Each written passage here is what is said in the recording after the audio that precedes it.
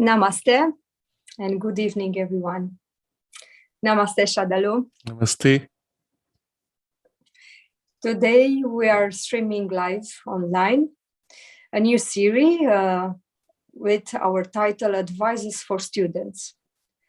So Sraddhalu will be giving some wonderful guidelines, and we invite you all to address questions in the chat box on our YouTube channel. You may also send your question beforehand at our email ID, integralstudies.in@gmail.com. I will be addressing a question from a student from India. What advice would you give to students? I myself am 22 years old and going to make some major decisions regarding my career. Specifically, I am a UPSC aspirant diplomat. What are the things I will need to take care of from a spiritual perspective? Even myself, I encountered many difficulties in choosing my own career, and then later on I had to take up on something else because there were too much influence at that time and I couldn't get proper advice. Although I was consulting with a psychologist, he couldn't still open or touch or be a proper or give a proper guidance for myself. I still regret to this day that I didn't follow up what I felt, but I was in a way influenced by others. Yes, I think if you look at the number of students who have to make that decision across the world, I would even say every day, millions of people are going through that kind of a struggle to find their sense of, let's say, direction, purpose, form of activity, career path, etc. The question, though, is very general first, and then it gets very specific. And I'm going to take the opportunity to make a base which is as broad as possible, and then particularize as required as we discuss specific aspects of it for this student who is an aspirant to be a diplomat for the UPSC, which is the Union Public Service Commission, India's central agency which conducts exams for the civil services to take positions in the administrative services, police services, foreign services, or revenue services, and so on, even the defense services. And they cover broadly 23 different civil services. The common theme, of course, in all these is that you come into positions of responsibility, governance, and so on, but with specialized aspects. So I'm going to first approach the whole question generally and then narrow down to things which should be specific to this. Since the question is already 22 years old, that's generally a point where you have come into a first experience of adulthood. You may have just completed what would be considered minimum of studies, and now you start making choices for specializations or career paths. Although, my general advice, even for students younger as well as at this age, first would be, do not narrow yourself. At least till the age of 25. Try to build as broad a base as possible, as diverse and rich experience as possible. So let's go back to a younger child. You are perhaps before the age of 10, before the age of 15, before the age of 21, broadly to make categories. You have much more time. You can afford to play around. You can afford to experiment. You have time to waste. As you cross 21, you have less and less time to waste. And then as you enter real life, everything is so precious that the opportunities for random experimentation or free play of experimentation with different kinds of learning and experience become less and less because specialization becomes almost inevitable. So as early as possible, I would encourage parents also to their children but the children themselves, to take up as many possibilities of experience and activities, skills, capacities as you can. Each will nourish and develop a specific aspect of your skill set, of your personality, of the faculties of your mind, of your vital, even of your physical body consciousness, integrating some of these. So, for example, learning to play a musical instrument. You notice how from finger control to the emotional content, to rhythms, and then to the mental aspect of the, let's say, the theory of music, but also the underlying structure of music, which has a semi-mathematical component, but the reading of music, which is written, the ability to listen to a piece of music and then play it out, involves a translation in the mind, in the mental consciousness, and then from there opening through intuition to an inspired piece of music that you might play through a single instrument. All these could be developed in a specialized way and integrated. Once done, let's say in this path, a channel through music, that path would be available to all other faculties in your personality. And it could take so many other forms because you have integrated 4 layers of consciousness with a certain richness. You can widen it or link it to other specialized, let's say, vertical linkages, and in this way make a broad, rich base of your overall instrument. This I would highly recommend to begin with. In doing these, remember, your goal is not to make a career out of it. I would even go so far as to say, play one instrument, a different instrument for a month. If you enjoy it, extend it for 2 or 3 months. And then when you feel that's enough, switch to something else, a different activity even. Take up theater, take up gymnastics, any kinds of activities, some programming on the computer, basic programming skills, anything which challenges and opens out a certain skill set, faculties of your consciousness. And so by the time you have reached 21, you already have a reasonably broad base. Already at that age, you don't have too much scope for fooling around, which includes just doing things for the heck of it, which allows you to make mistakes and have no particular purpose except for the fun. But already at 21, you have to now become more serious. Still at this age, I would recommend make as broad, as diverse an exposure as possible. In this particular case, as the questioner is also thinking of something which might involve diplomatic services, develop your skills for learning languages.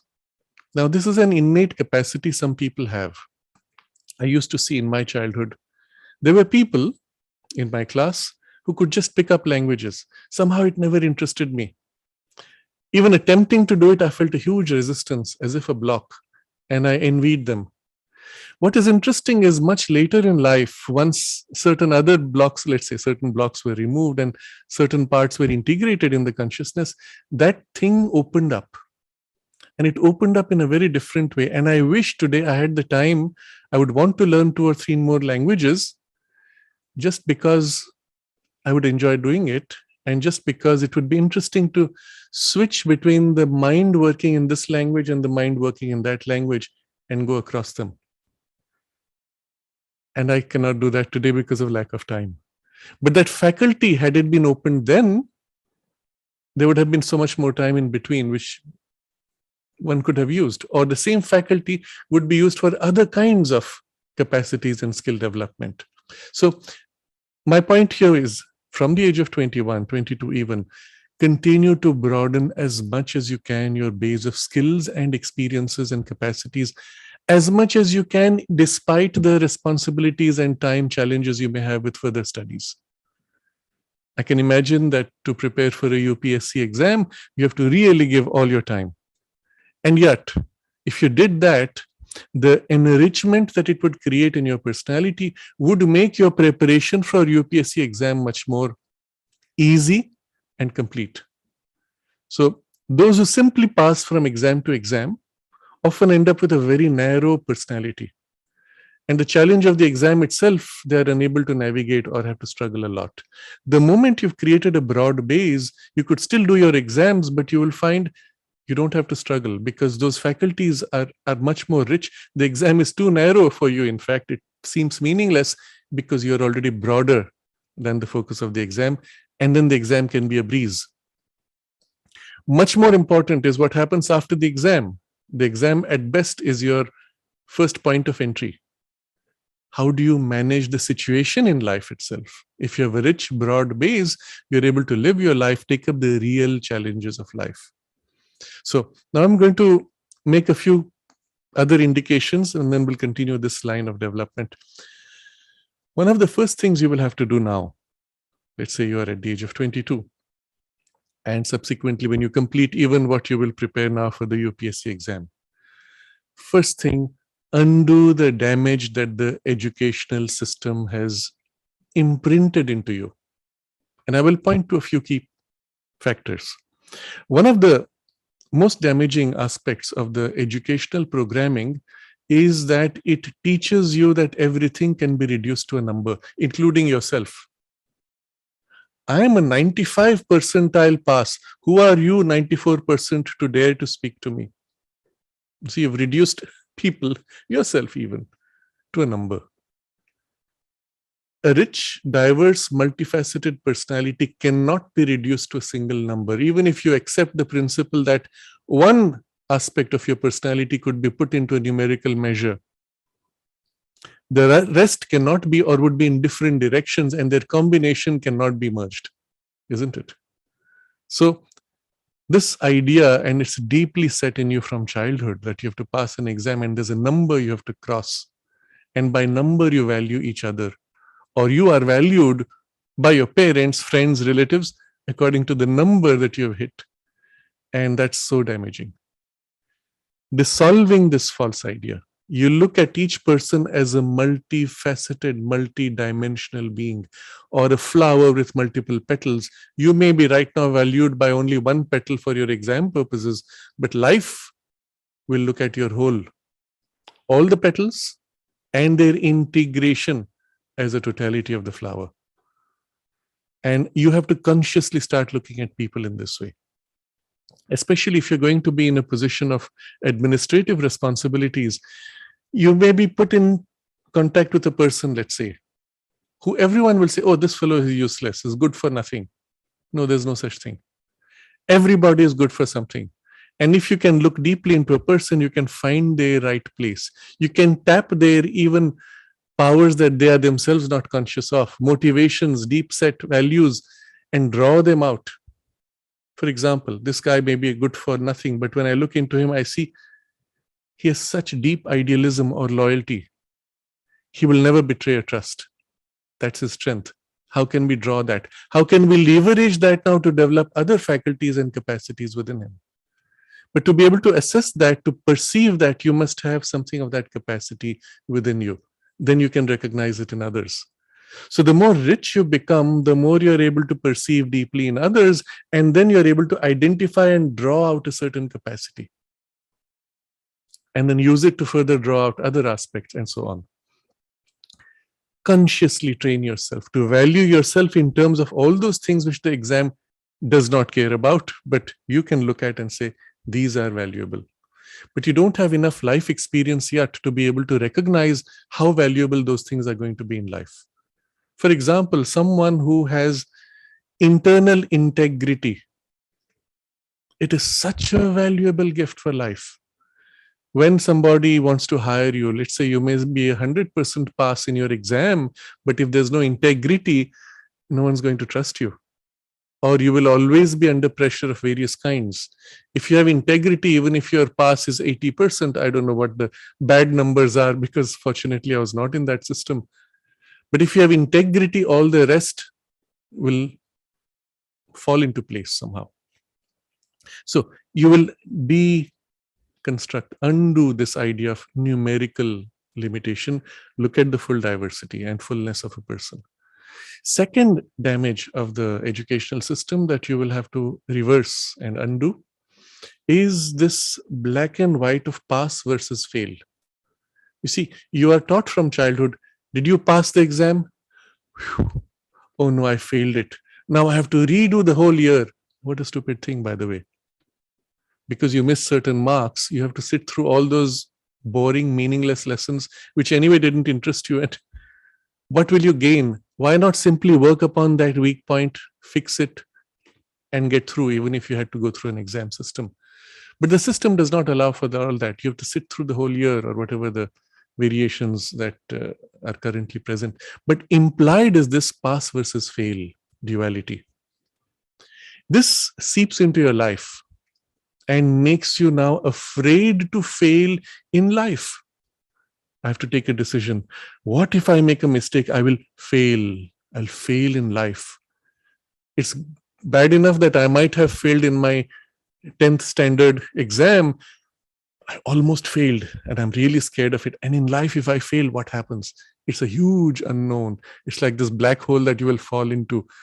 This fail creates this fear.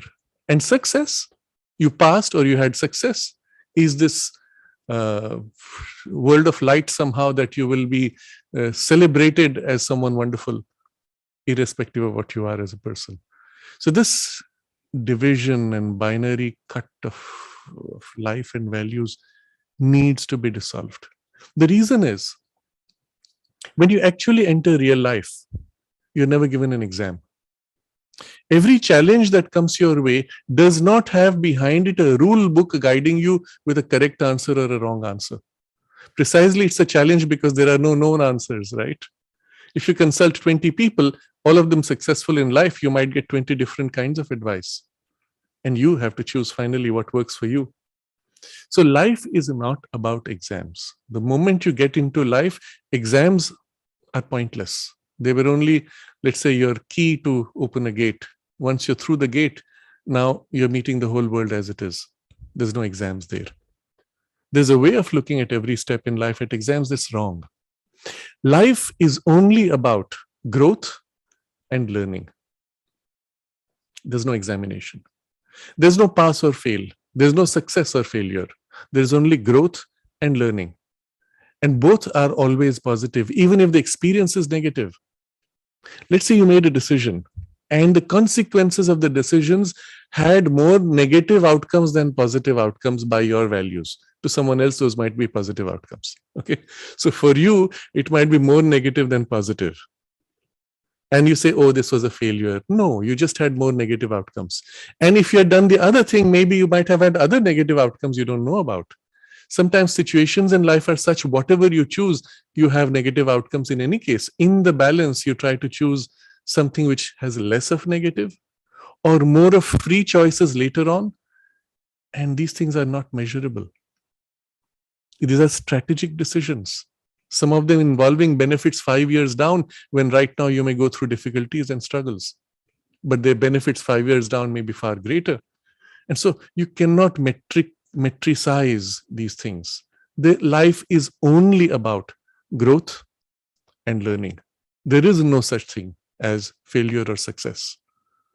Whatever may happen, if there's majority negative, as it may appear to you now, it's still learning and growth. Next time in that same situation, you will be a different person. If you've not been through this, you would be the same person. You would not have grown.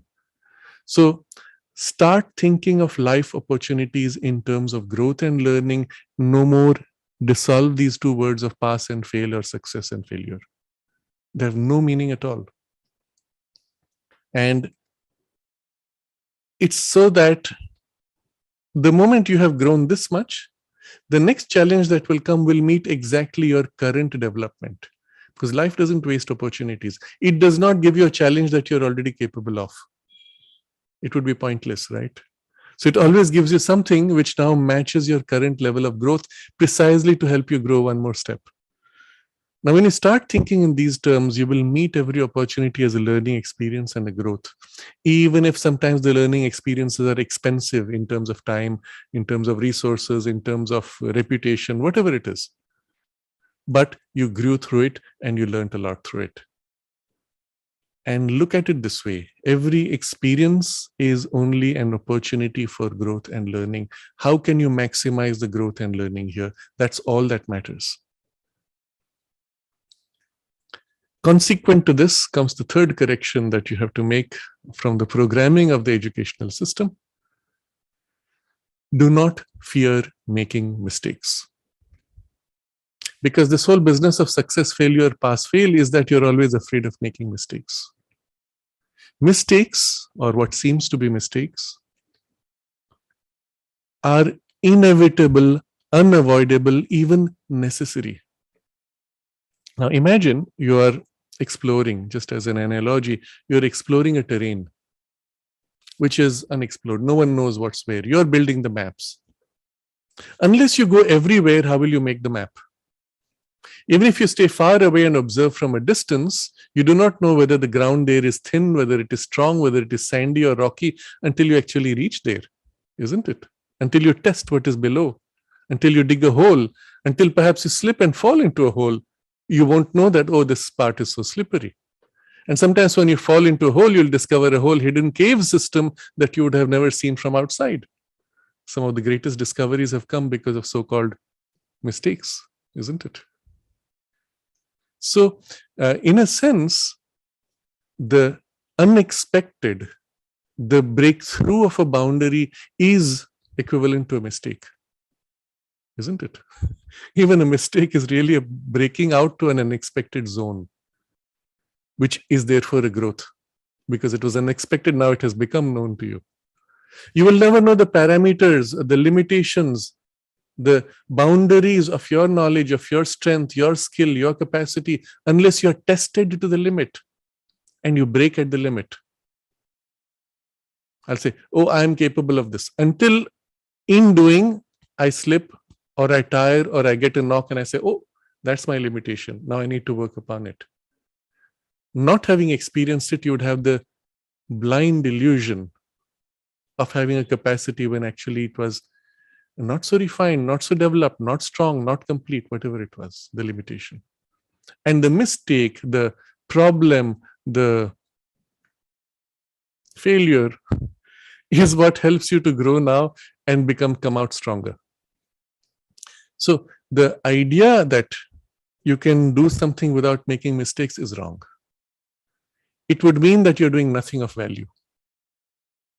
You're staying in the safe zone where millions of people have wandered, and you're staying within the boundary of the wanderers of those million meaninglessly.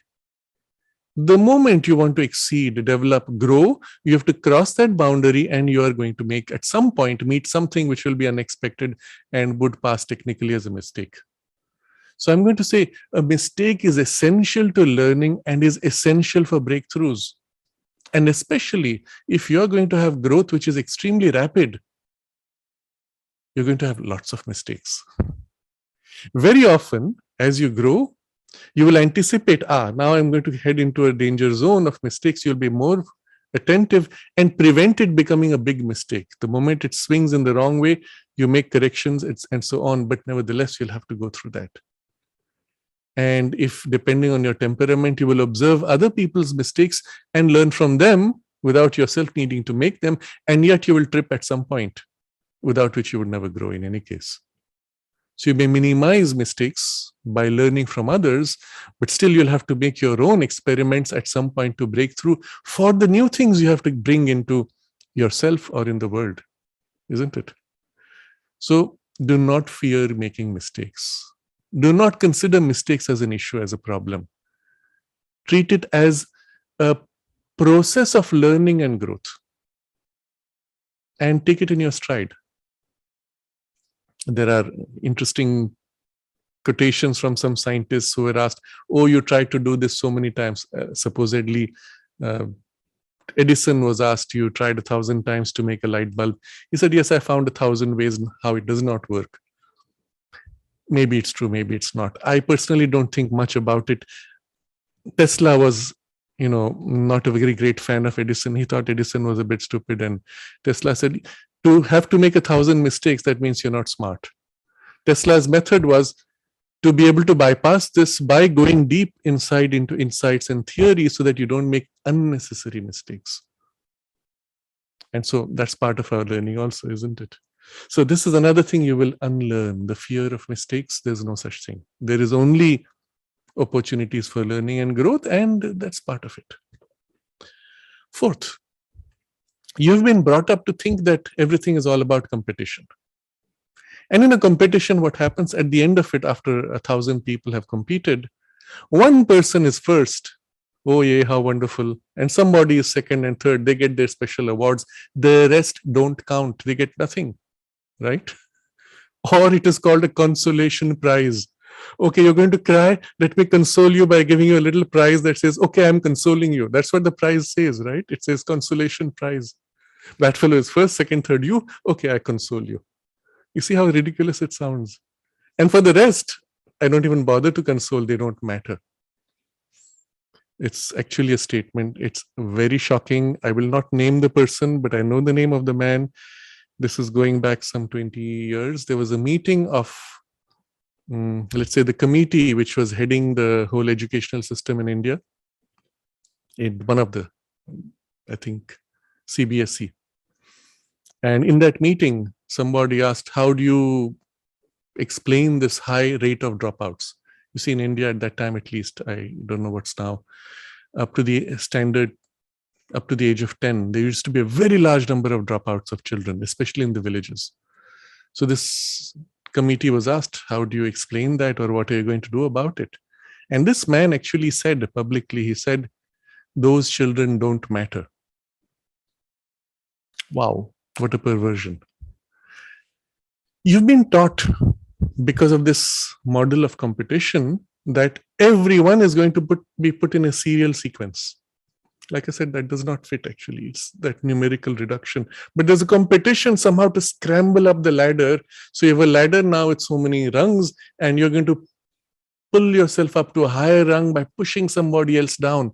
That's the interesting thing about these rungs. If you go up, someone else gets down, right? So it's a scramble. There was a joke. You can apply it to any community, but it used to be said of Indians that when this fisherman would catch crabs, he would put them in a bin and leave the bin open. And so someone asked, how is it? You don't have to cover them. They might escape. He said, no, don't worry. They're Indian crabs. The moment one tries to climb up, the others will pull it down. Okay, it's a joke. Okay, it was partly true. But it was true because of this competitive, fake, artificial system imposed in which you had to scramble up. And if somebody started scrambling, you had to scramble up to get above him and therefore pull him down indirectly. And that was programmed by the British in India under the Macaulay system, which was intended to reduce India into, quote, a nation of clerks. So, undo this competitive idea. The truth is, we are each one of us like rays of the sun from a common center. Each ray has a distinct, unique direction. No two rays will ever collide. Each can go all the way to infinity, and together all of us complement each other to make the totality of the light. This is the reality. And along the way, yes, because we are living in a consciousness which is fragmented and disconnected from the source, our rays might collide, but only momentarily. And in the collision, we can learn from each other. We can either hit each other or embrace each other and then go our ways. That's our choice. So you meet somebody which is challenging to you in a certain situation, which is a competitive situation. You can say, wow, this person has such a capacity. I too should develop and be like that. At least that part which I appreciate, I can gain and learn from them, isn't it?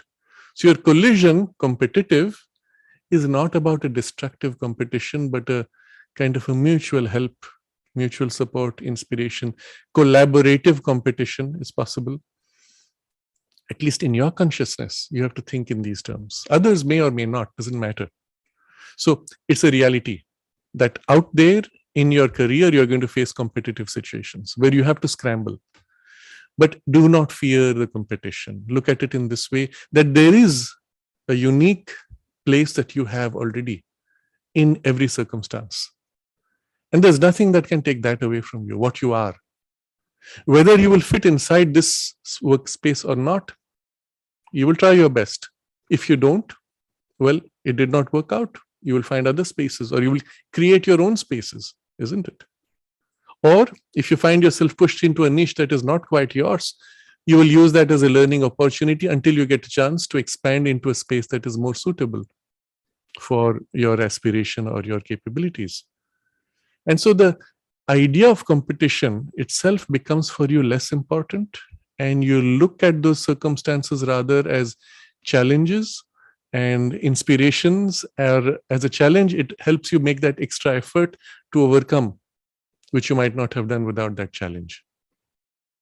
So we have, for example, in the ashram school, the mother was very clear she did not want exams for this reason, because people cheat, they reduce themselves to numbers and so on. And yet we have something called competition season in the physical education department. And in the more academic studies, we have something which we call tests, not exams. So in a test, you go through these questions, you test yourself. And you may get a measure, okay, how many did you get right? But there's nobody, oh, he's first, second, or third. You just got so many right, you got so many wrong, that's about it.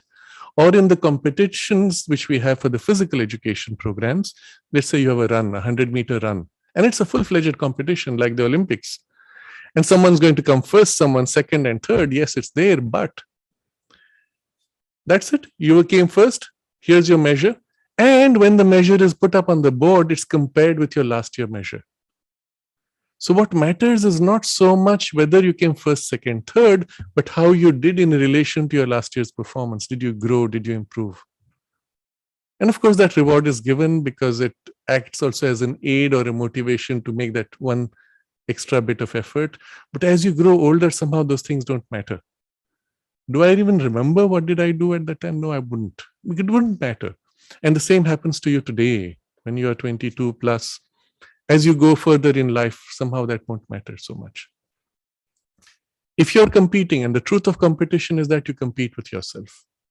Every time you take a step, you make an effort, it is in relation to what you feel you were capable of or what you have done before, and make that a little bit extra. And as a result of all these, there is an automatic damage or distortion from the educational system, which is to keep you narrow, to keep you specialized, to keep you shallow, and limited to that which is required to pass an exam. You see, the way the exam system works is every child now thinks, what do I have to do to pass the exam? And you work backward. So in order to pass the exam, I only need to know these things by heart. I don't actually need to be able to do that, right? Okay, I'm not going to waste time on that. I don't need to be a good person. I don't need to be have integrity. I don't need to have skills. I don't even need to speak. I just have to write. So hordes of children pass first level exam without a basic skill of expression, of clarity of thought in speech. Or you ask them to stand in front of 20 people and they start shaking. But if you leave them alone with a paper and pencil, they can fill out your exam paper and vomit out whatever they learned by heart for the last few months. You see the kind of a narrowing it has made to your personality. And we have to consciously undo this damage. Deliberately, consciously widen yourself. Meaning, look at all the faculties, all the possibilities, all the skills, all the kinds of experience that you could play with, not necessarily excel, play with. Widen yourself.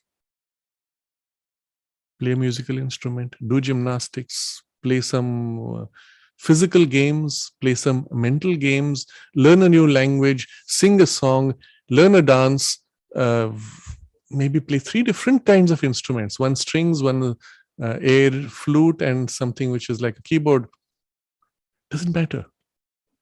Learn to play table tennis. Have you tried juggling balls? Can you juggle with 3 balls, 4 balls? Why not?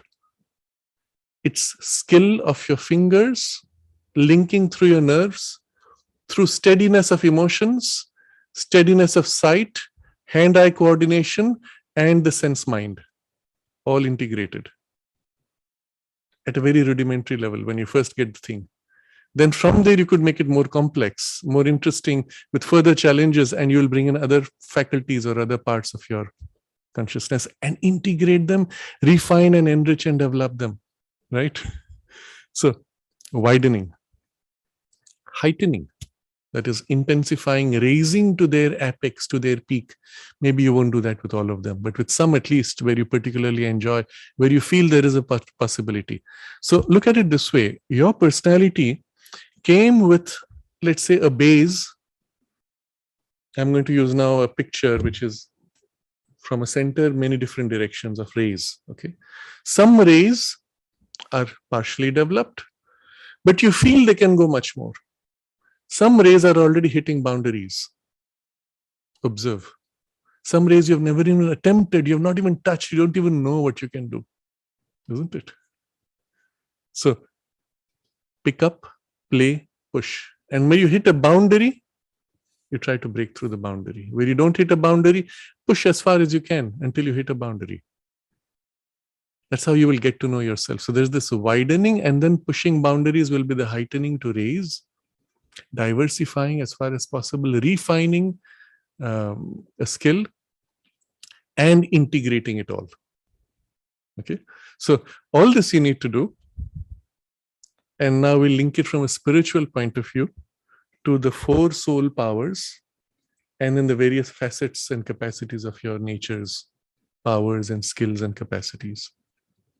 All these consciously try to unfold, draw out, develop, refine, integrate, and so on, to whatever degree. Play freely. You don't even need to think too much. If you just follow, given the fact that we don't have too much time in a human life, just follow whatever comes your way even, and you can do a lot. And then whatever draws your curiosity, what about this? Let me try. For a few weeks, I'm going to play this instrument. Get the rudimentaries of it. The advantage today is that you have automatically access freely to all the online training programs for free. Unlike days when you had to go to a library, you had to find a teacher who would be willing to sit with you, all those days are gone. Even if you want to get into very advanced physics, you have the MIT physics courses which are available online. You don't get a certificate, but you can learn all you want. You can still get a certificate by paying money and passing through an exam, but you may or may not choose to do that. But there's no limit to learning potentially because of this access that we have today. And there are some extraordinary training programs for various kinds of knowledge, which so far exceed the current standard of education in schools that I even wonder why people don't bring those programs into the schools themselves. There is something called the Khan Academy, which is supposed to be very good. I've never really looked at it. There's another which is called Brilliant for mathematics, physics, and other concepts, which uses visualizations and other forms which are amazing, extraordinary. And it allows you to rapidly grasp concepts and then build upon them and so on. There are many others like this. Some of the best teachers of the world have put their material online. And you do not need to depend on anybody else for your learning. Okay. You may or may not get the exam paper. If you want the paper, do it. If you think it's useful for your career, do it. But don't aim for that. Aim for the learning and growth. Now, all this is to undo the damage from the existing, let's say, training framework that you have gone through.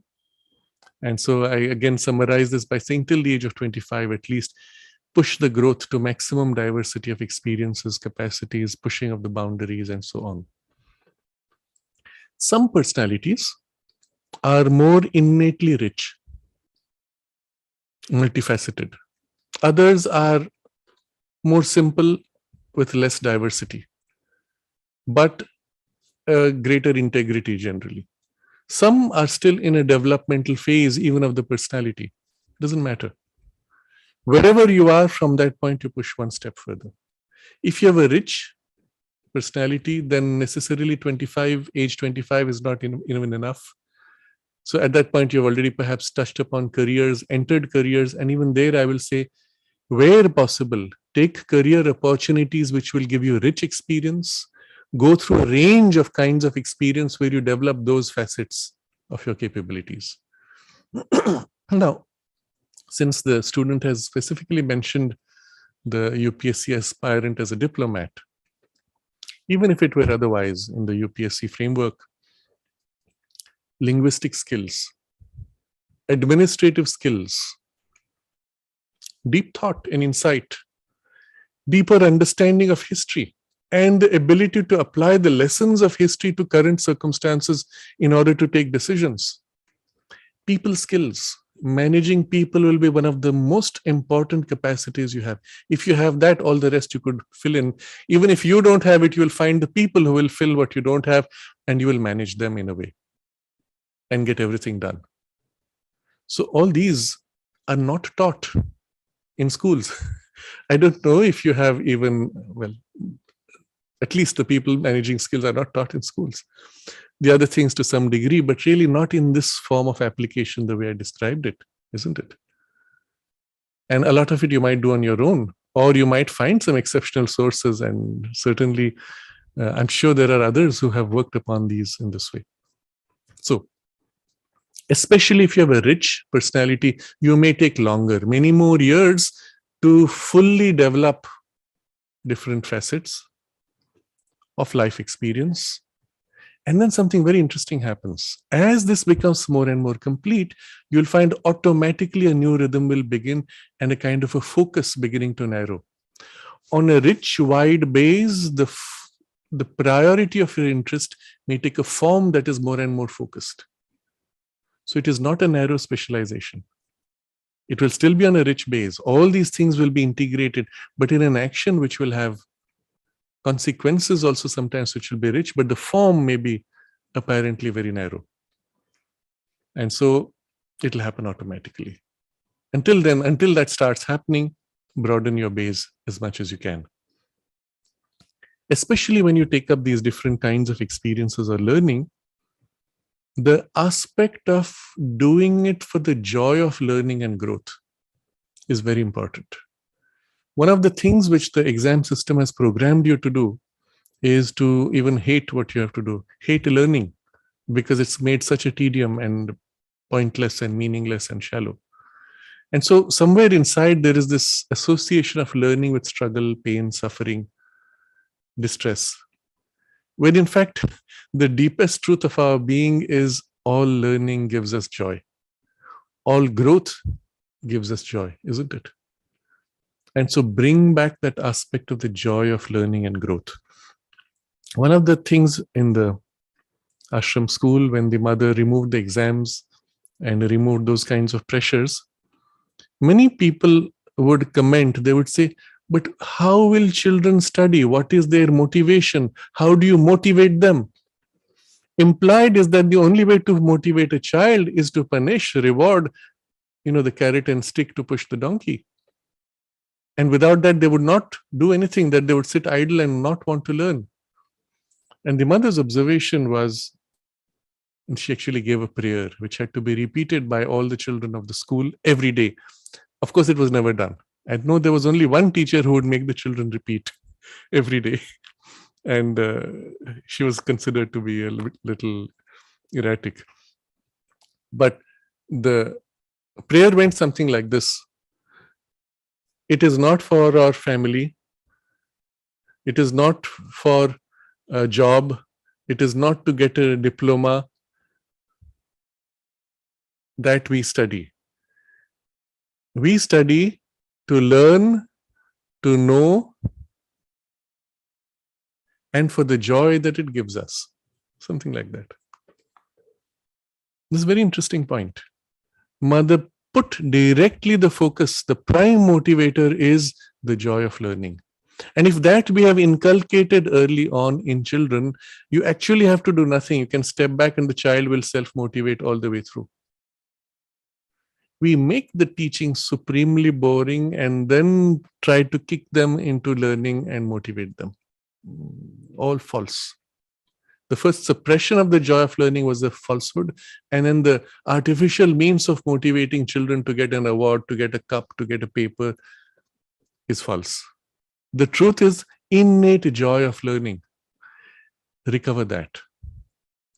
Now, from the feel of the questioner, it feels as if you already have something of it. But since it's been beaten down, you must consciously recover this. And you do whatever you do, including these diversities of experiences, for the joy of learning, not thinking of career opportunities. Okay. As you grow, I've already mentioned this, but it's an important point. You have aptitudes. So you automatically flow in the line of aptitudes. And then you have limitations. Now, Alina mentioned earlier, she said you went to a career counselor. Unfortunately, they do that even today, everywhere in India, at least, that there's somebody who's like a specialist. He looks at your exam results and says, you should do this and not that. Your maths is good, you should go in a science career. You were good with this, here's the numbers, you should go into economics.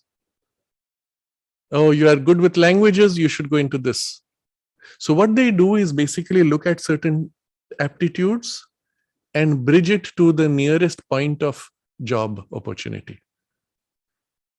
The soul's choice may be quite different sometimes. The soul's choice may not be in the line of your aptitude, but opportunity to grow in something which is not your primary aptitude.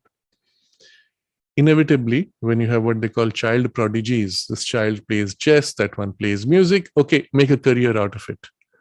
Sometimes that is the line of the soul's development. Very often it's not. When it is not, you can force them, and at some point it's as if that power withdraws. Because now the child wants to develop, the soul wants to develop a different direction and integrate with what was already done in the past. So rather than looking at it in this very superficial career pathway, especially up to a certain age, look at it this way. Where you have aptitudes, refine. Where you have limitations, break the boundaries, overcome those limitations. Whether you choose to pursue that or not is not important. The fact that you could overcome is important. Even if you overcome a little bit, that's important. And the joy of overcoming is so great that in life, whenever you will face boundaries, you'll say, why? Why should I be unable to do this? Here. And you overcome. And it'll give you great joy. So these are the kinds of things we would want to inculcate. And if it's not been inculcated, you will take charge and start working on yourself in these ways.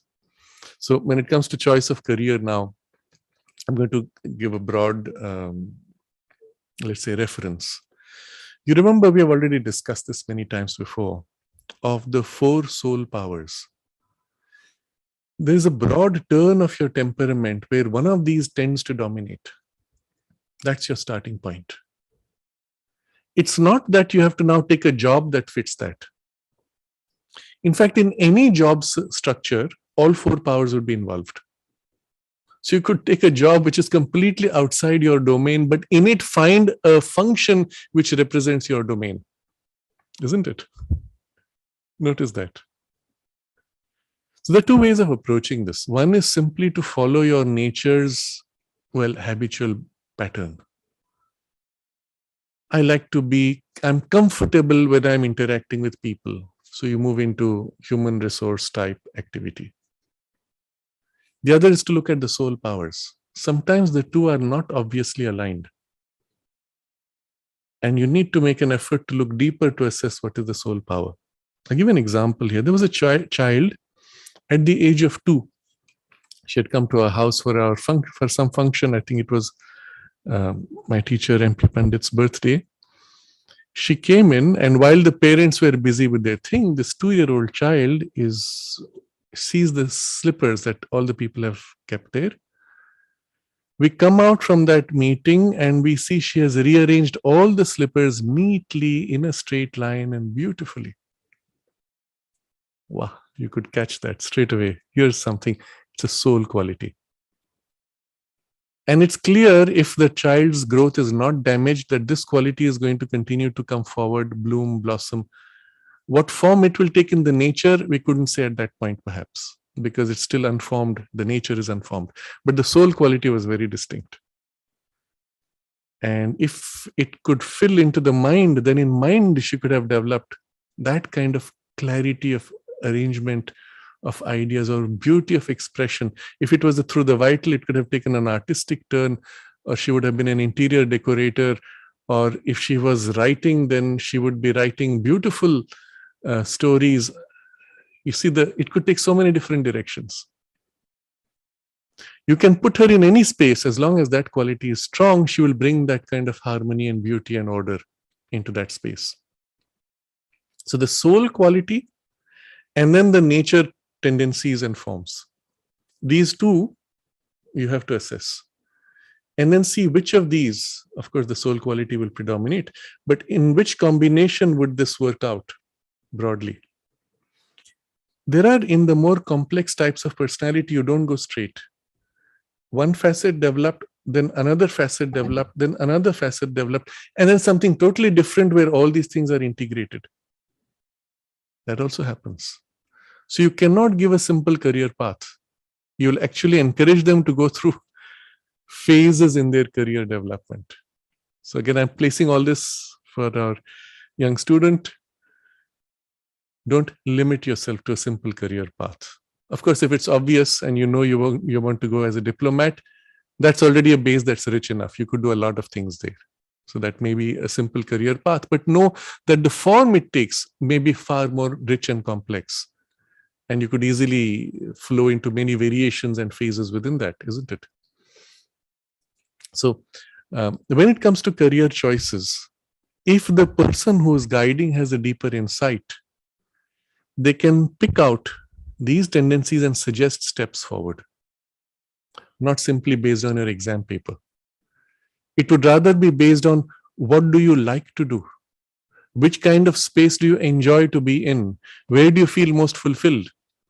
Now, in most cases, children who go through the exam system have not even considered, have not become conscious of these tendencies within them. They're so damaged. Ideally, I would start observing these things much earlier and nourish those qualities so that by the time they come into their own, where they have to take a decision, they have a sufficiently rich base that they can say, yes, this I like much more. So recently I had occasion to meet a child who said, I want to change the kind of music people listen to. I said, yes, you can easily do that. You can create your own blog where you suggest different kinds of music that you think that people would be interested in. She said, no, I want to create the music that I would like them to listen to. You see, it took a different turn completely. There was a strong turn to want to help others and help raise and refine young children, give them direction, give them sense of purpose. She already has that in her, although right now it has a very narrow form apparently. She's still young. As she moves into that, you'll see this capacity or this need to want to help others that will come forward strongly. It will develop in a more richer form. She may take up the position as an educator, for example, or go into some kind of an NGO type intervention where she would reach out to the more neglected children and help them. It could take many forms. It doesn't matter what form it is. And I would recommend for her through the years to actually switch between experiences of all these types. Start giving classes to young children who are younger than you. And as you grow older, start helping others in your classes. Okay, here it was specific to music, so maybe with music. And if you're going to play music, build a rich base of various instruments. Get a feel of the different styles or patterns or kinds of music, different aspects of even the playing of music. You see, you don't just go into singing or playing an instrument. You play also the drums and the instruments and the voice and the conduction or the merging of these. Get into music editing on the computer where you merge various tracks and find the way to blend many things you could do. Do it all. However briefly, get an exposure. That way, whatever the actual role you may play tomorrow, you know how all these things fit in. And you're able to converge and unify these different facets. As a result, whatever you may do as a specialized form will smoothly integrate with all these things which are needed to make that form complete. Even though you may not be master of all it, you would know enough that you would be able to integrate. So in choice of career, we would look at these things and then set a broad direction, explore what gives deeper nourishment and satisfaction and encourage that, and then allow it to find its own specific kinds of forms. In some cases, the specific form won't matter if the broad content or quality is clear enough.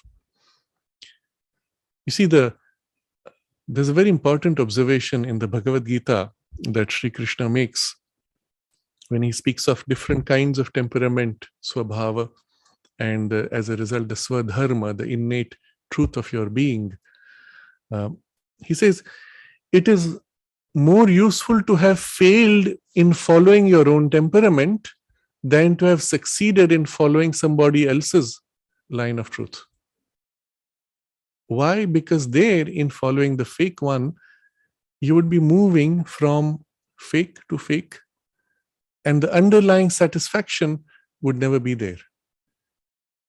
Whereas when you're pursuing a line which is fulfilling your own deeper aspiration and your nature and your deeper needs, even if you seem to fail in apparent outcomes, each step would involve a growth and a joy in your line of development.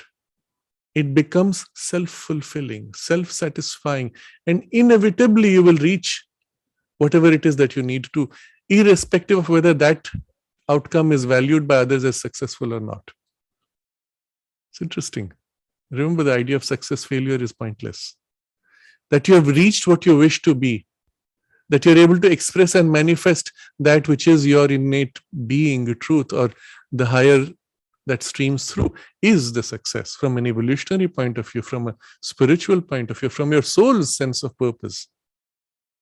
And those who are successful off track, in a false track, in a fake replica of something else, successful in the eyes of society generally means you got a lot of money, you become a little famous, you have some power over others. Inside, you may feel completely empty, false, fake, or even dry, fed up with life or bored with life, or so identified with the false values that you don't even know who you are.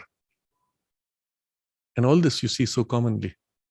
In some of the most successful film stars, you find depression and suicide now becoming and more openly spoken about. Why? For this reason. And so when you follow your innate track, the joy that it gives you, sometimes you don't know how to share with others because others wouldn't even understand, but just the satisfaction of doing it is not only nourishing to your soul, but in a sense, in your life, you have manifested something of a higher vibration of Satchidananda, isn't it?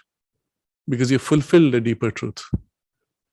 Sometimes because I enjoy computer programming, and for me, it has somehow become also a means for the mind's expression in a certain way. So when I build a program, sometimes there's a level of complexity of layers and parts to such a point that you're almost in a state of trance. You're linking things and forming the code, and it's like a piece of sculpture, a work of art. In the mental world, you would actually see it as a beautiful, rich, structured idea with like 10,000 different components perfectly arranged and aligned between each other. And it's such a deep satisfaction to create that and then to view that. And then sometimes having done that, you will never again use that code. But I would still go back. There's a little part here. It works, but there's a little part here, disharmony between these two parts. And I will spend those extra 20 minutes to bring that code in alignment to make it perfect and say, now it's complete. Even though I'm not going to use it again, it's complete. And I have to balance that with how much time I wasted, perhaps.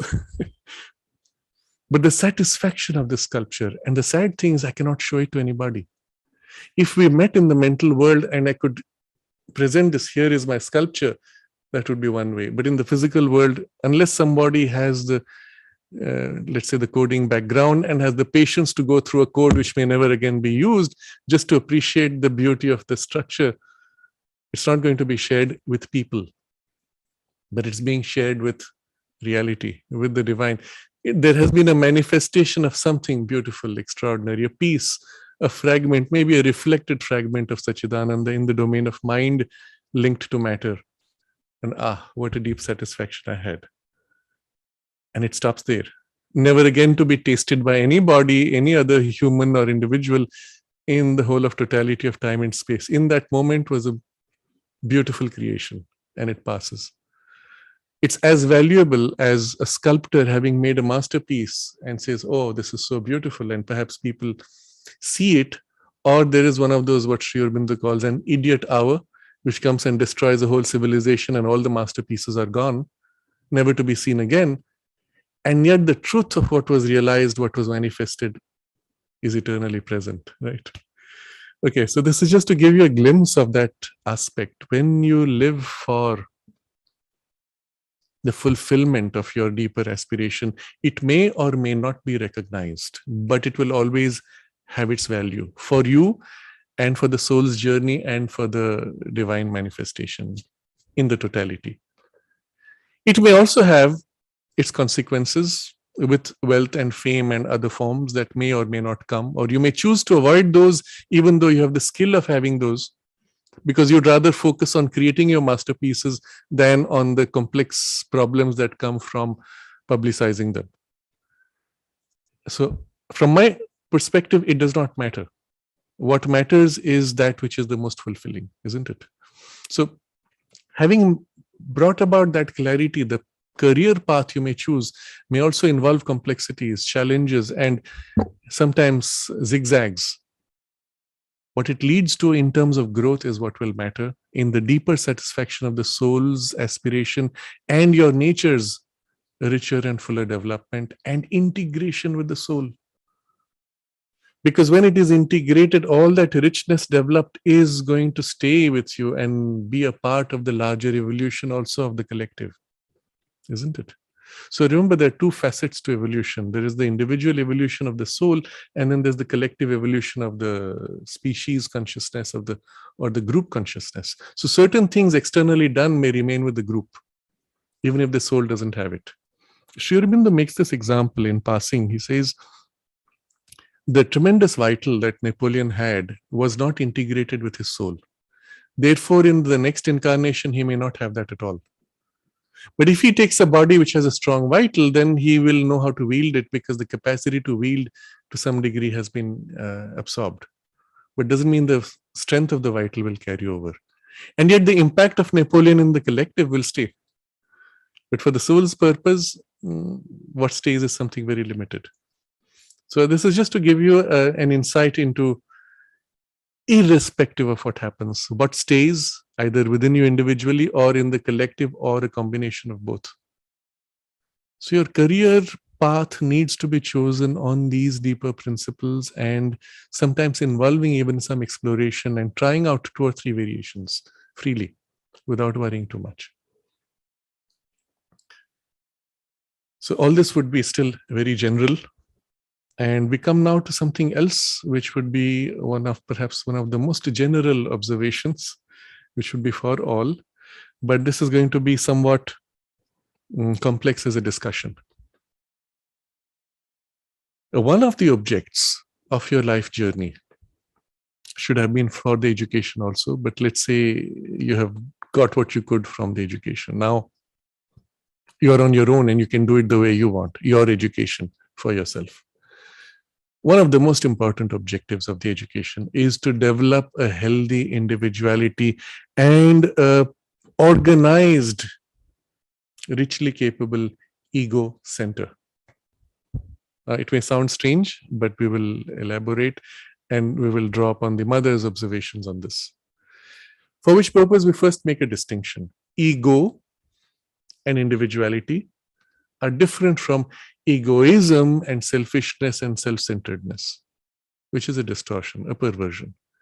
Ego and individuality is the formation of the unit, the instrument that you are.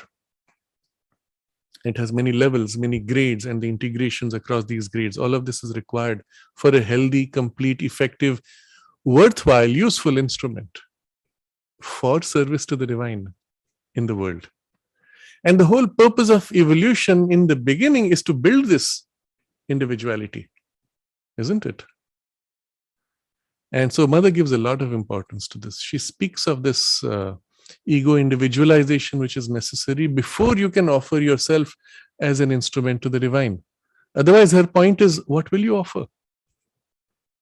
One of the examples she gives is, you have to build this capacity of the mind to be able to construct beautiful, rich, complex ideas. And then having reached that point, she says, you're required now to break it all in order to open your mind to the divine. But if you have not got to this point, what are you giving to the divine as an instrument that the divine can use to manifest rich, beautiful, complex ideas, if you don't already have the capability? Having developed the capability, in a sense, you turn yourself as a blank slate to be an instrument for the higher consciousness to work through you. But first step is building the capability. And so the famous observation of Sri Aurobindo, ego was the helper, ego is the bar. But for most of us, and especially at that age, we are still in the ego was the helper phase. It's not yet the bar in a sense. Yes, egoism is the bar, but the ego formation is not yet completed. So I'm going to focus upon this a little bit, and we will understand this in this way, that you're building yourself, and then later this, or even simultaneously, you're preparing to put this in relation increasingly to the divine consciousness, which will then work and act through this now capable unit and instrument. I'm going to read from the mother, where she speaks of this in great detail. Somebody asked her this question. First, the date is from Questions and Answers, 28th July 1954, for those who want to read the whole. I will be skipping portions. Someone asks, how can one merge one's separative ego in the divine? And mother now replies, how can one dissolve? You mean dissolve in the divine and lose one's ego? First, she answers the question, and then she goes to the deeper issue. First of all, one must will it. And then one must aspire with great perseverance.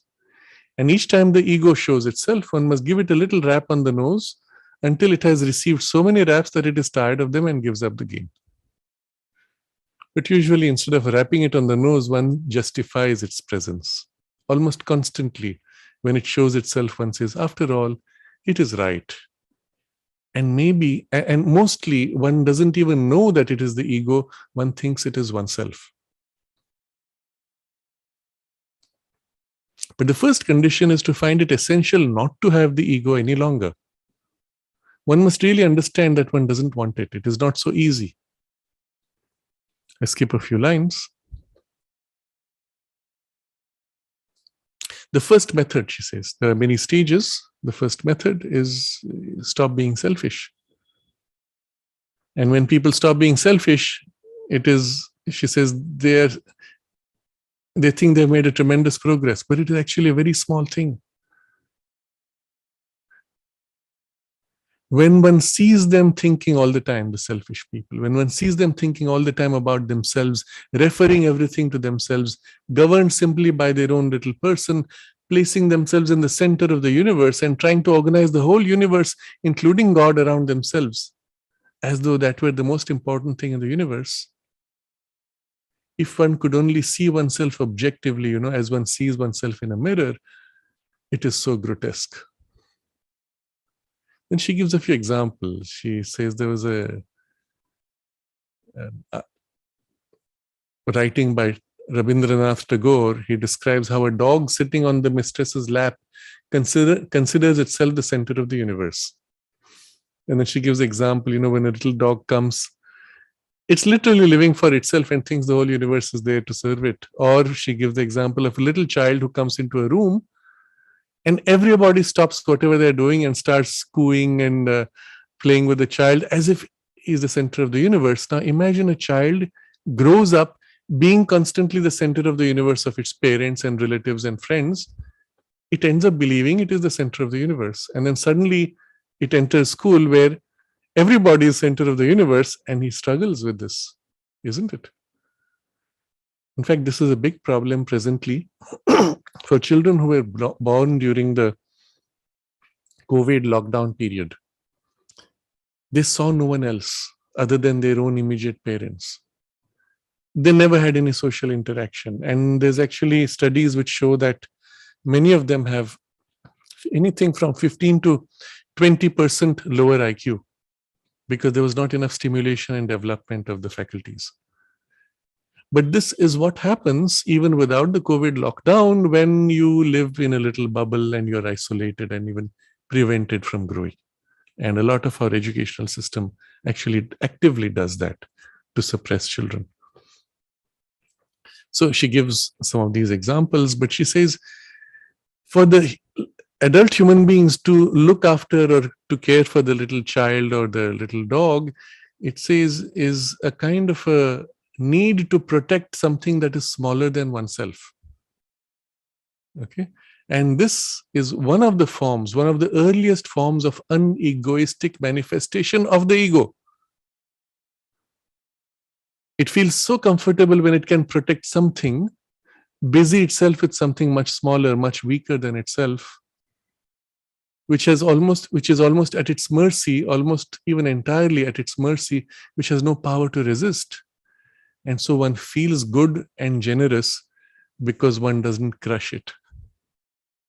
It's a very interesting thing. If you observe deeply, this is at the root of that impulse, that the ego feels a manifestation of unegoistic benevolence. And so she says this is the first manifestation of generosity in the world. But it's also quite ridiculous, she says. So there is a long, long, long way to go before merging one's ego in the divine. And then now she comes to the main point.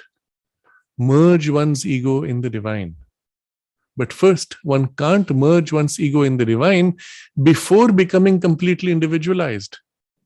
Do you know what it means to be completely individualized? Capable of resisting all outer influences? So here's a very interesting way she has defined what it means to be completely individualized, that you should be capable of resisting all outer influences. Now, actually, the influences that come upon us are so multifaceted on so many levels and so unconscious to us that we don't even know that almost all the time we are only repeating, articulating what came from outside into us, seized us, and compelled us. And so she speaks about this now. I'll read portions. She gives an example of a person who says that he was afraid to read books because each time that he would read books, the characters of the books would get imprinted and he would begin to feel and think like those characters and lose himself.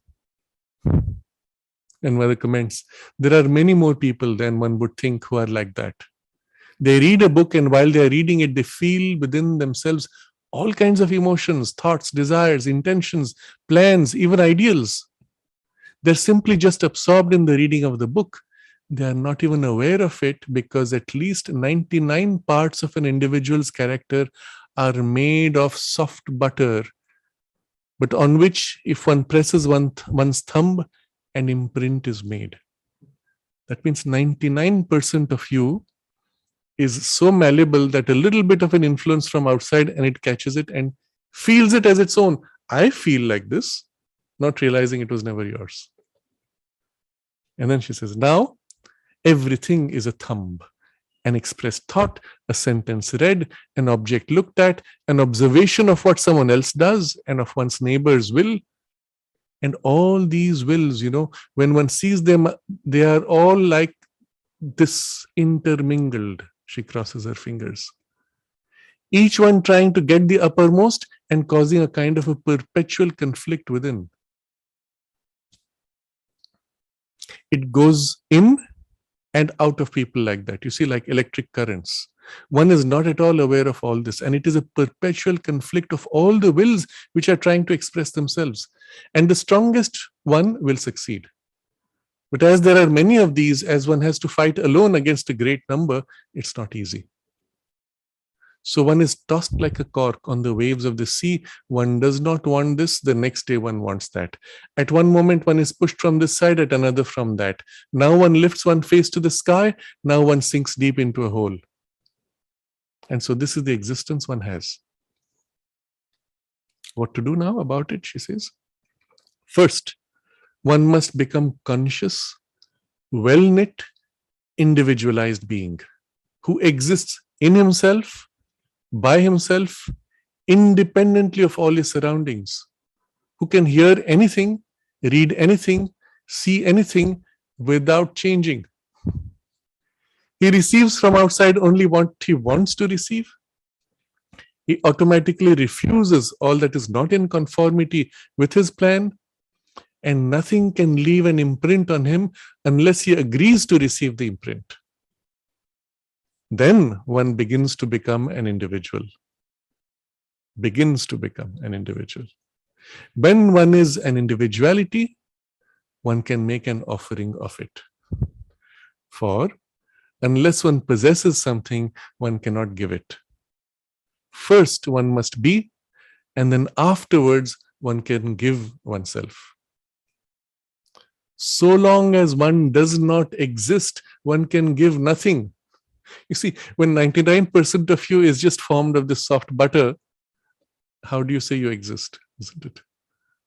So long as one does not exist, one can give nothing. And for the separative ego to disappear, as you say, one must be able to give oneself entirely, totally, without reservation. And to be able to give oneself, one must first exist. And to exist, one must be individualized. So I skip a lot more. She speaks about how the physical body is, of course, the most rigid thing, and we complain that it's not plastic, it is not supple and fluid. But it was absolutely necessary, because without this, you could never have become individualized. You see? So I read a small portion, but this was absolutely necessary. For without this, if you simply went out of your body, most of you can't do it, because the vital being is hardly more individualized than the physical. If you came out of your body and went into the vital world, you would see that all things were there intermingle. They are mixed. They divide. All kinds of vibrations, currents of forces come and go, struggle, try to destroy one another, take possession of each other, absorb each other, throw each other out, and so it goes on. It is very difficult to find a real personality in all this. These are forces, movements, desires, vibrations. There are individualities, there are personalities, but these are powers. People who are individualized in that world are either heroes or devils. Because now you become a focal point for real independent action, not compulsion of stress of forces, you see. And that, of course, you would experience if you stepped out of your physical body in the vital body, which she says you can't do because you're not sufficiently individualized. But let's say you can do that. If you're individualized, you can act. You become a focal point of action in a world where everything is sea of mixed forces. But if you can do that there, you can do that here. And so in the physical world, you become a focal point for action, in this case, in the vital, or if individualized in the mind, then in the mental, through thoughts, through influences. And then you can be a vehicle for a spiritual influence to articulate through the mind, through the vital, and through the physical body itself, which is now sufficiently plastic and made open to be able to transmit and express those things. So you see, the rigidity of the physical body was a starting point to help you individualize those other levels, but the physical body itself must become more and more plastic to be able to express completely what comes from above. While those other parts have to become more and more individualized and distinctive, not necessarily narrow and rigid. Individualized does not mean narrow and rigid. It can be quite flexible, but it means you're conscious of what is you and what is not you. And you're able to distinguish what comes from outside and what is already inside. And you're able to consciously allow selectively what to come in and what to refuse. So the sense of a boundary, the awareness of what is within, the ability to engage with what is outside, and to select what comes in or out consciously. That would be the sense of the individualization. Now think about this. The whole bulk of our evolutionary thrust from by nature has been to build this individuality, isn't it? And of course, nature has to go through a more complex process. Even as she builds individuals, she must weaken the individual to build family units. And as she builds family units, she has to again weaken it to build tribal units and so on. but always so that there can be these distinct sense of units, which can be focal points for distinctive action, isn't it? For the full richness of the divine possibilities. So far she has described the vital individualization, and she says, and now in the mind, if only you become conscious of your physical mind in itself. Some people have called it a public square because everything comes there, goes across, passes, comes back. All ideas go there. They enter at one place, leave by another. Some here, some there, and it is a public square, not at all, not very well organized. For usually ideas meet and knock into each other. There are accidents of all kinds, but then one becomes aware. What can I call my mind? Or what is my mind? See, even people are not conscious when it is their idea or when they are repeating what has come into them from elsewhere. In practice, you will find everybody who expresses an opinion about anything that's happening is repeating what they've read. And mostly what you've read in the media is false, absolutely false. So I used to do this experiment. It's part of a larger workshop type interaction. Maybe we will do that online someday. But one of the things I asked them to pick an issue, let's say. Right now there's the Ukraine war going on. What's your opinion? What's your view? What do you know? Of course, everybody throws their opinions. Where did you get it from? Based on what you read. So in this case, I'll point out, what you have read has only come from one side. Did you read anything that came from the other side? Probably not. Very likely not. In that case, everything you've said is completely false. For the simple reason that the reality was cut into a half and only one side was dished out to you in a way that demonizes the other side.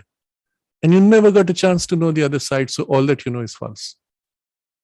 It's only if you knew what the other side had to say, and then you found the conflict between the two viewpoints, and then found your own, or somebody helps you formulate an integration of these two different viewpoints, that you can say you have some fragment of the truth. But when it is one-sided, it is always false. When you look at it this way, how much of what you know is even a fragment of truth? The bulk of it can be thrown out as false. Yes, you may have factual details. Oh yes, so many bombings took place, so many people died. Even that may be false because it's all propaganda. But the opinion of why it happened, could it have been avoided, what were the options, you don't know really. The real story is completely hidden. And this is the case, and just take that as a topical example because it's going on right now.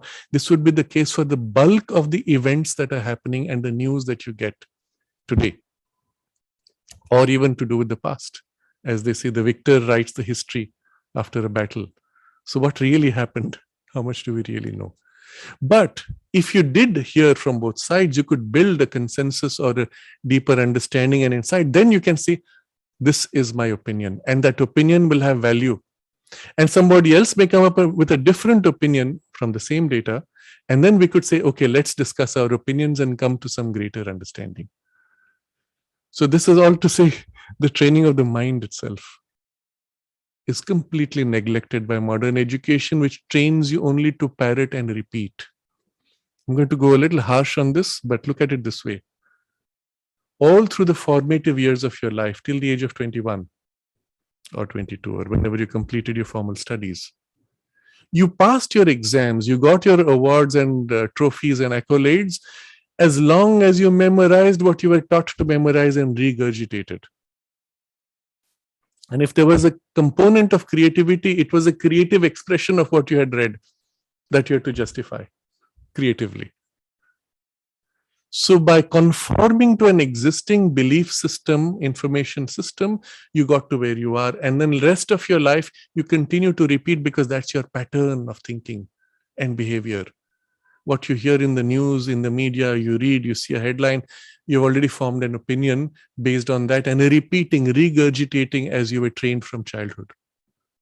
Never stopping to question, is this even true? Could there be a different viewpoint? What is the other side of the story?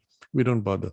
We don't have the time or interest, but much more it is a habit to regurgitate, to repeat what you've heard. And that's how we conform to collective behavior. If 20 people around me believe this or say this, I adjust my own belief and statement to at least match them. Even if I was conflicting with them in the beginning, I come up with a kind of a via media to adjust to conform to my current peer group. And this is so deep rooted in human beings. Where is your mind? Where is your thought? Could you even have the courage to say, you know what? Since I've not heard the other side, I'm not going to take a decision or judge this. Or I may even say it is suspicious to me that this side has denied me the viewpoints of the other side. And I'm going to question, therefore, this side statement. It takes courage.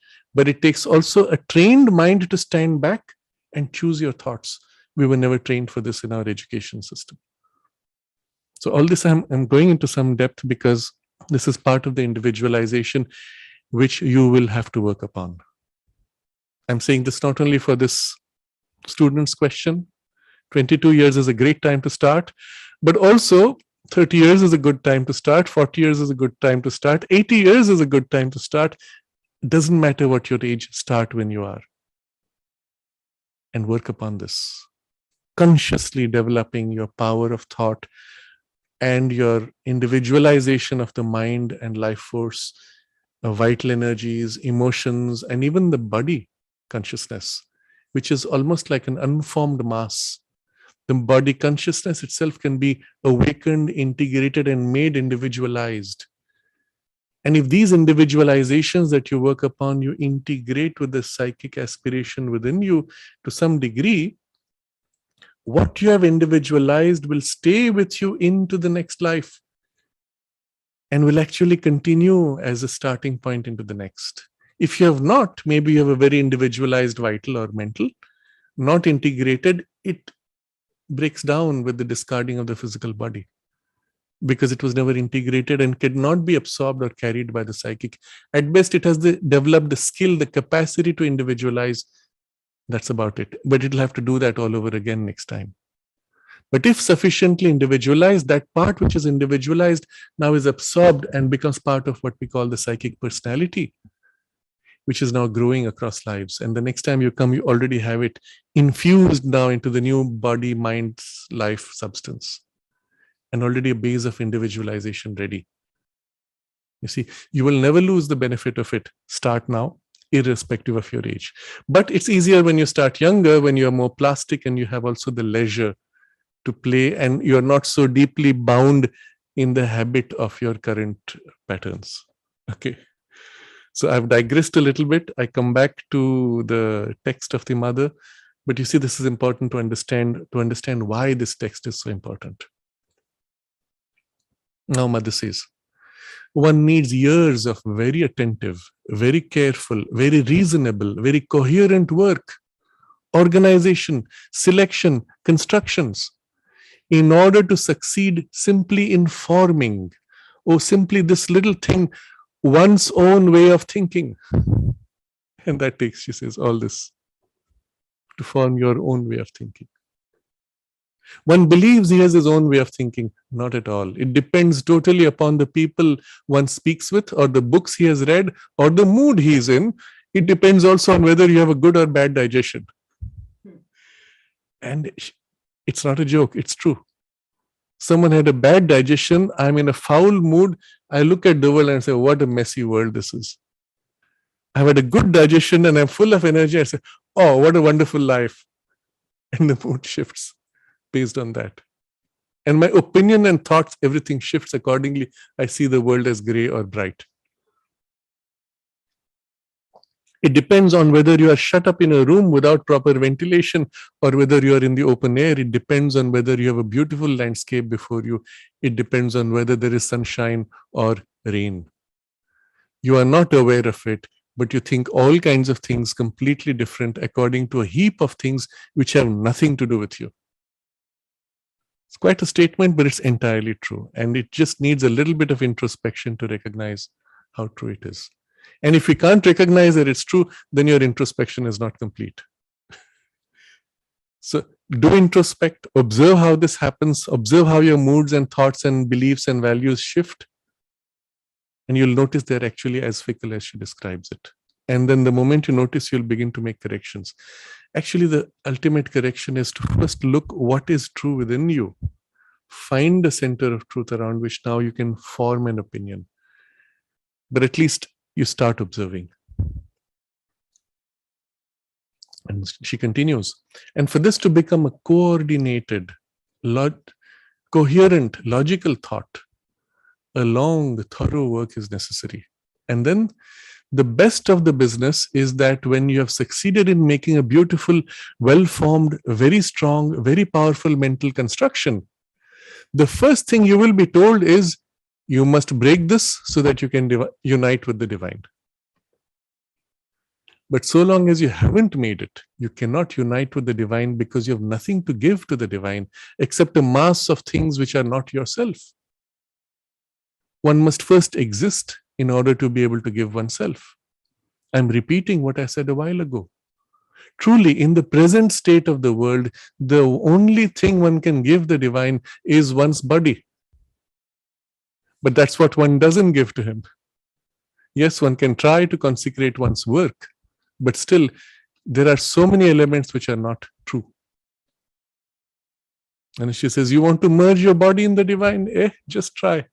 How are you going to do this? You can merge your mind, you can merge your vital, you can fuse all your emotions, you can fuse all your aspiration, you can fuse all that. But your body, how are you going to do that? You're not going to melt it in a boiling pot. And she laughs. So I skip this.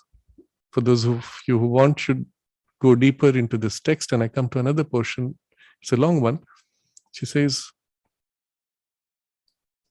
all this, what she has said, all this, it is not in order to swamp you that I tell you all this. It is only in order to tell you that before speaking of merging one's ego in the divine, one must first know a little what one is. The ego is there. Its necessity is that you become conscious, independent beings, individualized. I mean in the sense of independent. That you may not be the public square where everything goes crisscross. That you may exist in yourself. That is why there is an ego. It is like that. That is why also there is a skin like that. Though truly even physical forces pass through the skin. There is a vibration which goes a certain distance, but still it's the skin that prevents us from blending into one another. But everything else must be like that too. That is in the vital and the mental. Then after a silence, she says, and then later, one offers all this to the divine. Years of work are needed. You must not only become conscious of yourself, conscious in all details, but you must organize what you call yourself around the psychic center, the divine center of your being, so that it would make a single, coherent, fully conscious being. And as this divine center is itself already consecrated, she makes a gesture of offering, consecrated entirely to the divine.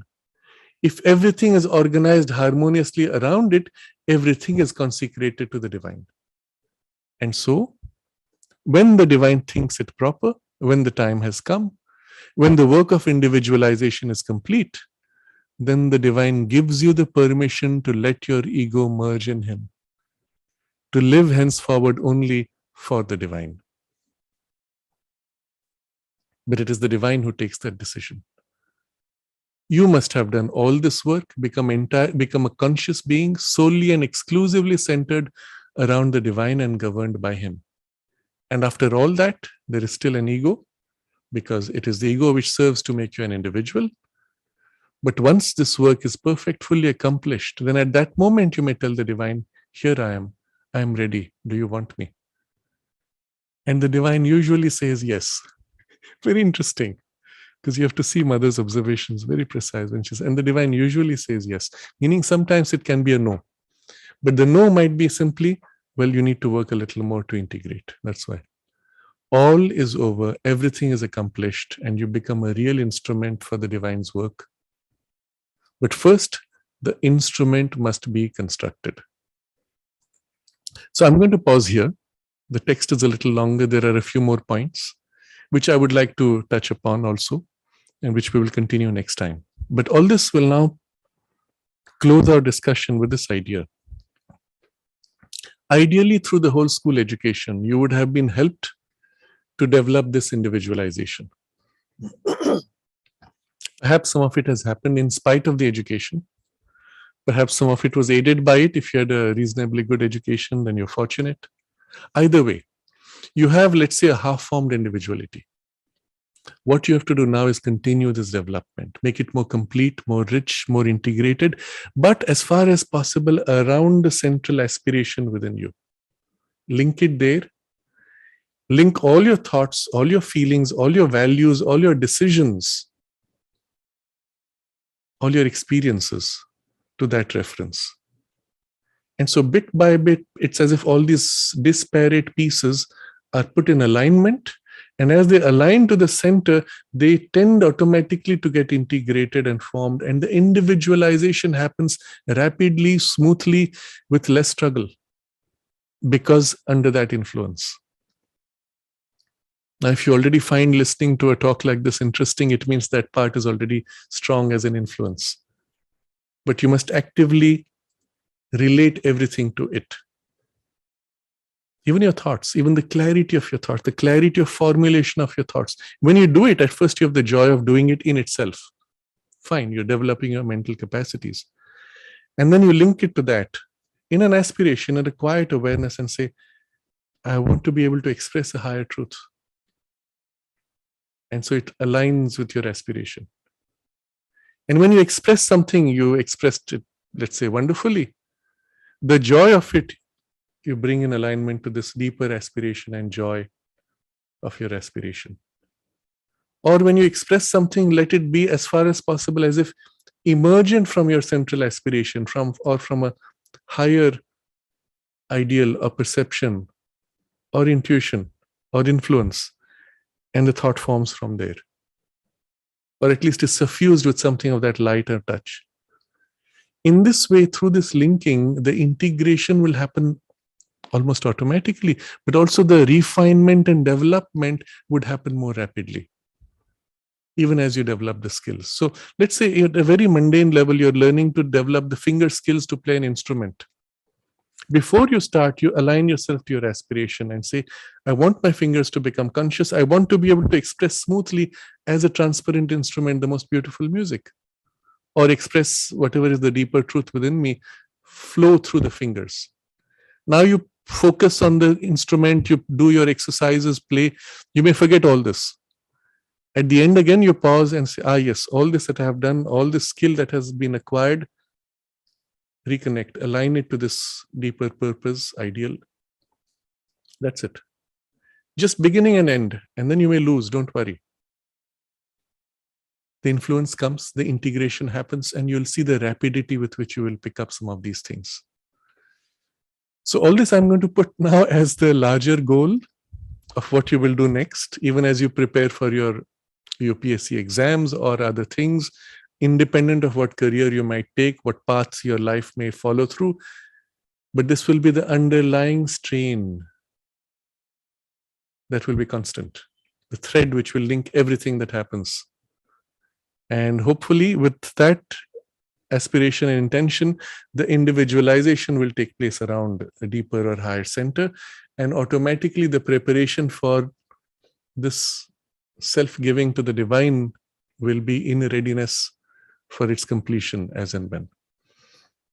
So a few further points that I want to touch and which Mother has covered, and then which I want to add in terms of what you can do, which build upon this, we will take up next time. But for now, simply hold this in your awareness as something all of us, whatever our age, whatever our circumstances in life, we all need to be able to do. And that is increase this individualization.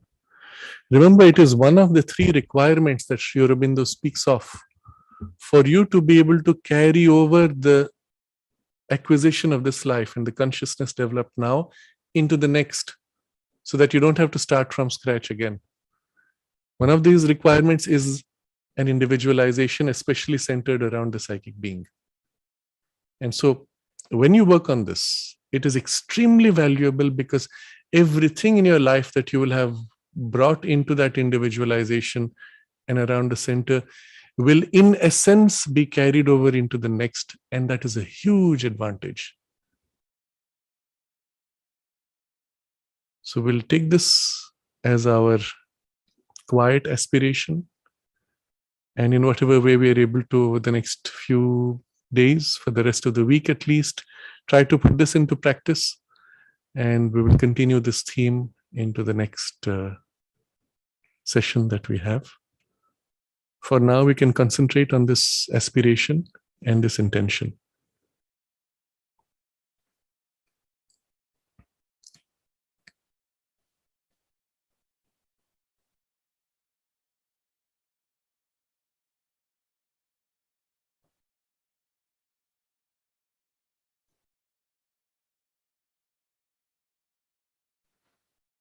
Namaste.